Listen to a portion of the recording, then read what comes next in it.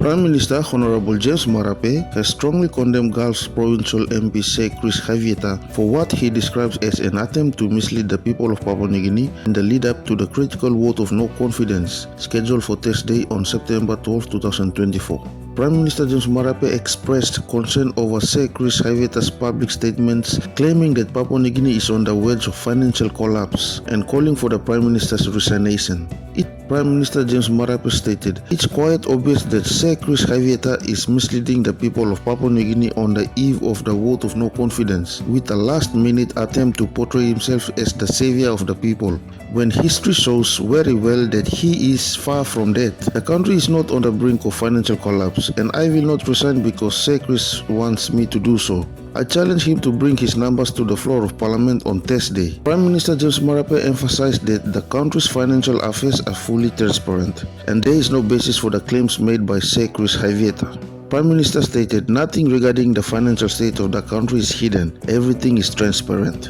Treasury will shortly be releasing the 2024 Media Economic and Fiscal Outlook. The final budget outcomes of the last 5 years shows that my government has a very high level of achievement as compared to the previous governments, and everyone is most welcome to read our budget records, Prime Minister stated.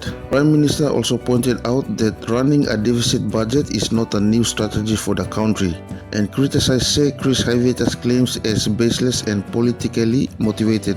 Prime Minister further stated, "This year 2024 is not the first year of us running a deficit budget. I want to assure our citizens that the lame duck strategy deployed by Chris Haiveta is nothing less than nitpicking.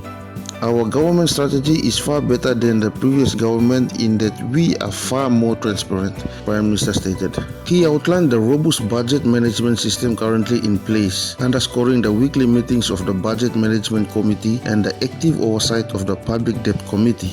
Prime Minister James Marape further stated, "Sir Chris Haiveta, if he is a land former finance minister, should know very well that the budgets are forecasted and we collect and pay as we go. In the event that revenue for the last week is short, then we are able to draw down from a temporary advance facility of 1.5 billion kina with Central Bank, a practice which past governments deployed too. This ensures that we maintain essential services." Prime Minister Marape further accused Sir Chris and his opposition colleagues of engaging in a smear campaign for political gain rather than addressing real government issues. Prime Minister James Marape further stated, "Sir Chris Haiveta and his colleagues on the other side are carrying out an all-out smear campaign against government on what is very much day-to-day issues that we deal with. We have not come to the end of 2024 yet, and revenue and expenditure are running their course. On December 31st, 2024, when the year's revenue and expenditure are retired, you can then make a judgment," Prime Minister stated. Prime Minister James Marape reaffirmed that Papua New Guinea is on track with its financial projections and dismissed Sir Chris' statements as an unfounded political ploy.